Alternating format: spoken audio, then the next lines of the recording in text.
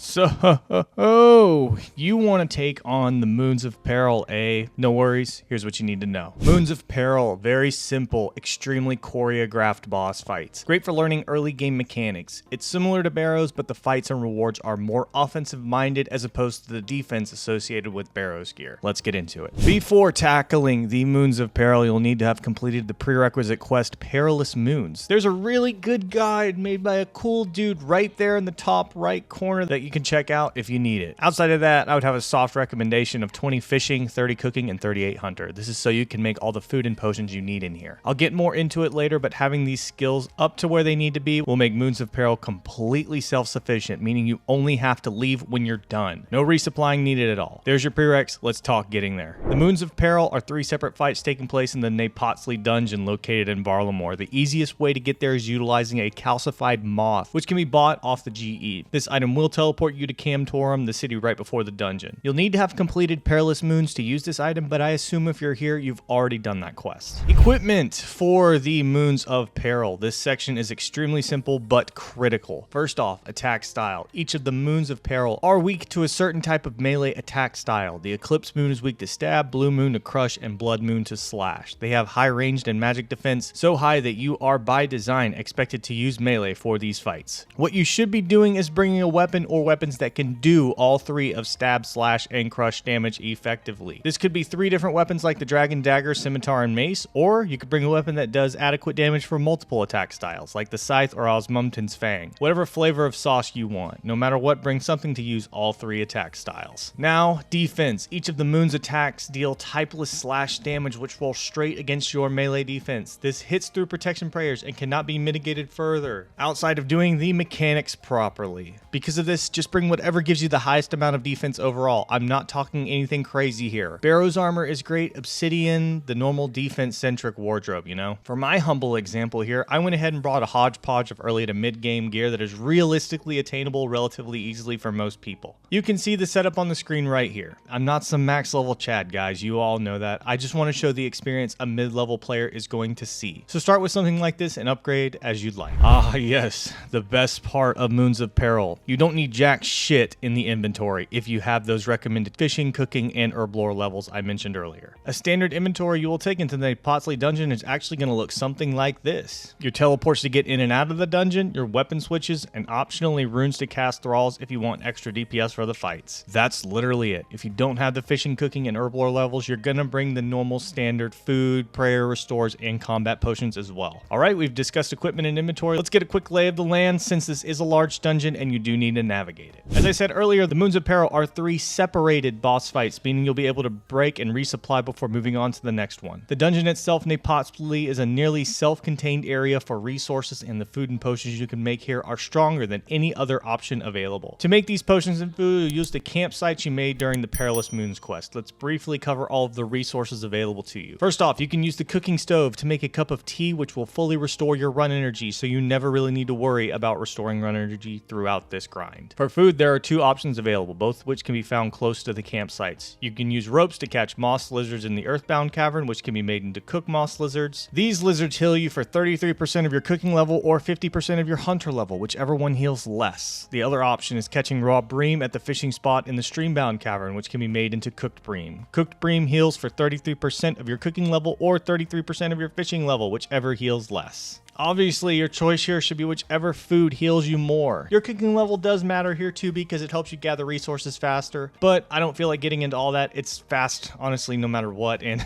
it's free, man. Just stop your bitching. Now for prayer, restore, and combat potion, there is only one type of potion available, which is the Moonlight Potion. This little bottle of Scissorp gives you all the effects of a prayer potion, super combat potion, and divine super defense potion in one.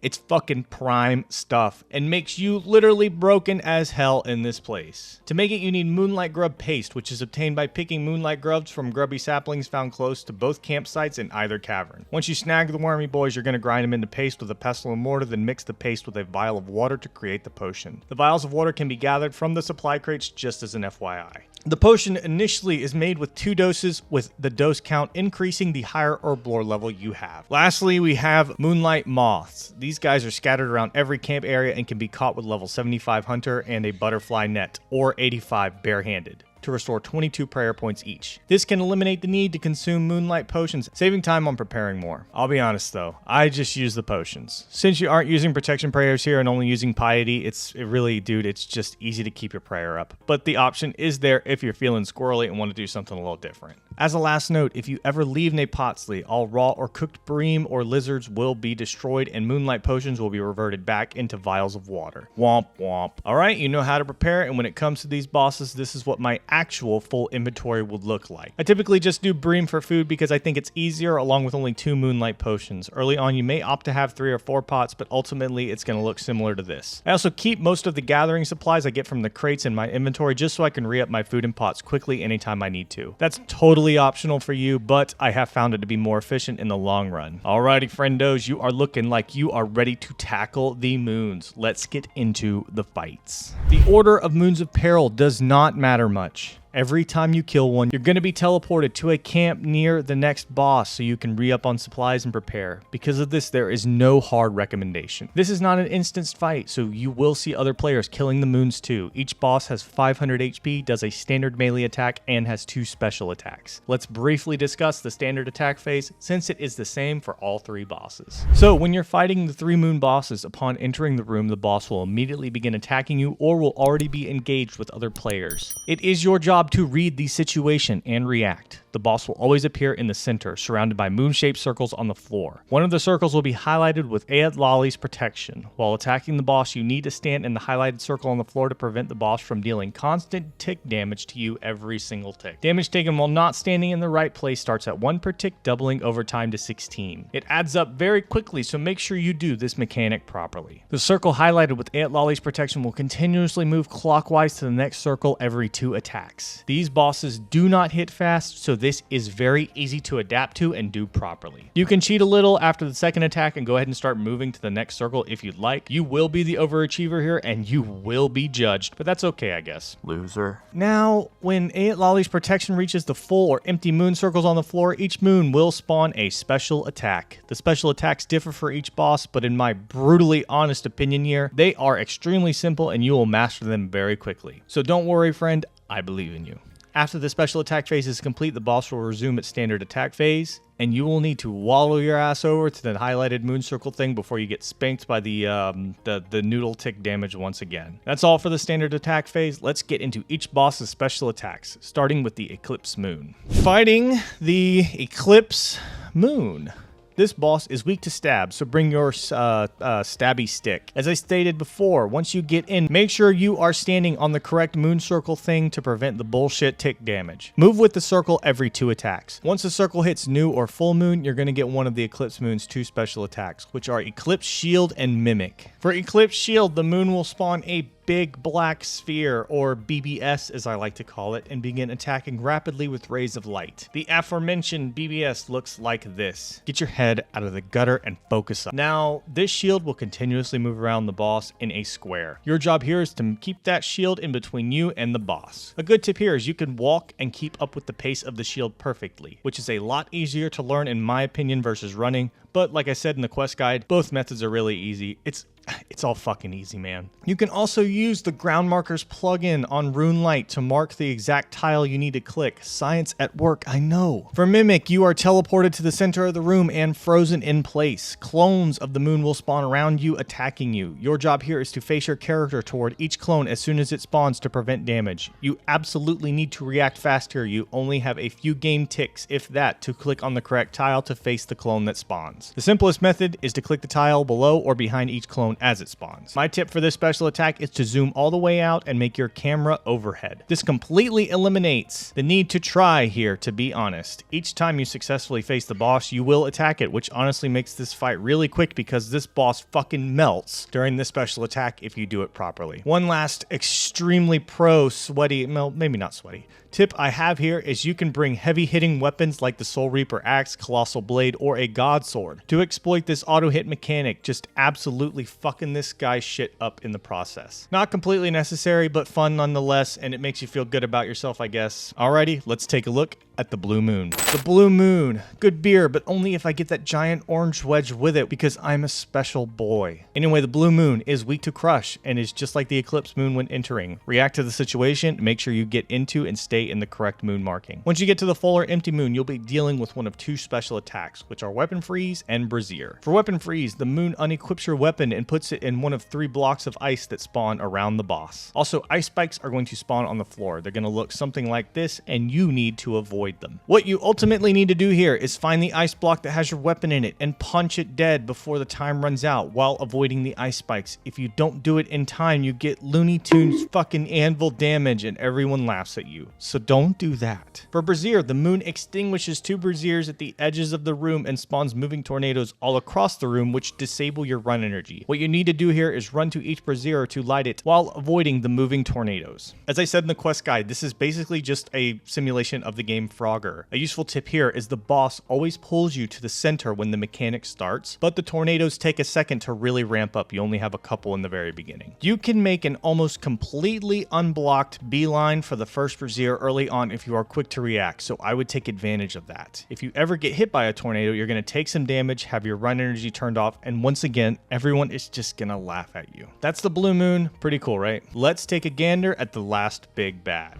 The Blood Moon. The Blood Moon is weak to slash, so bring your favorite slash weapon. Just like the Blue and Eclipse Moon, you need to follow the protective mark on the ground to prevent taking the dumb popcorn damage. For this boss, once you hit the empty or full moon, the 2 special attacks are Raining Blood and Blood Jaguar.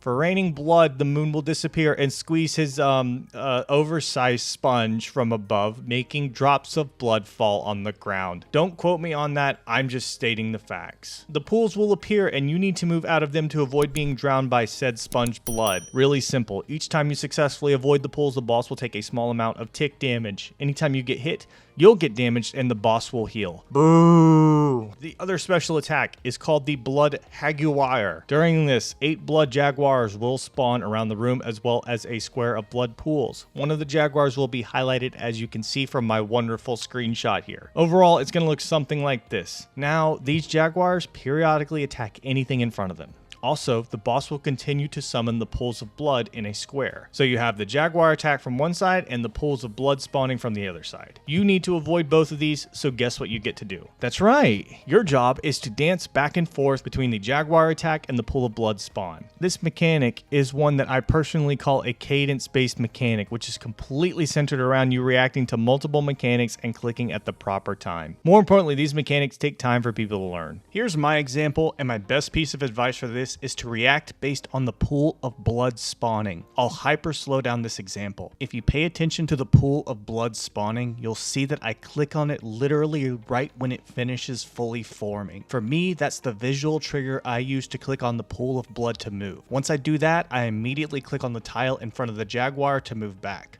avoiding his slash while also avoiding the damage from the blood pools. There may be a better way, but this has always worked perfectly for me. I'm sure you'll get it down quickly. It does take an understanding of how the rhythm works, but let's knock it out together. If you ever get hit by the jaguar, it's going to siphon up to 15 HP from you, but if you successfully hit the jaguar, then you will heal up to 20 HP, which is extremely helpful for this fight. Eventually, I fully believe you will get it down. Congrats, friend, you have done it. You've conquered the moon.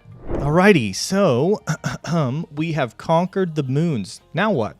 Well, we get sent to the ancient shrine, which is where we get to enjoy our spoils. There's a very large chest in the middle of this room. You can't miss it. You will get rewards based on how many moons you kill. This is an important note to make here. This operates just like the barrows. You get rewards based on who you kill in the Moons of Peril circuit. Each moon has a special set of unique gear they can reward players along with a bunch of standard helpful items. The loot table is on the old screenerinio for your enjoyment. The average amount of GP per chest is 122k, which is heavily inflated by the unique items just like the barrows. There are guides on just killing the Blood Moon to try and get the Blood Moon armor, which is considered to be the most helpful one and the most pricey one of all the options. Check them out if you're feeling squirrely. Outside of that, there's nothing major to note here. This boss is all about the unique sets and their set bonuses. No pet though, which is pretty weenie unfortunately. I guess they saved that for the Amashliat.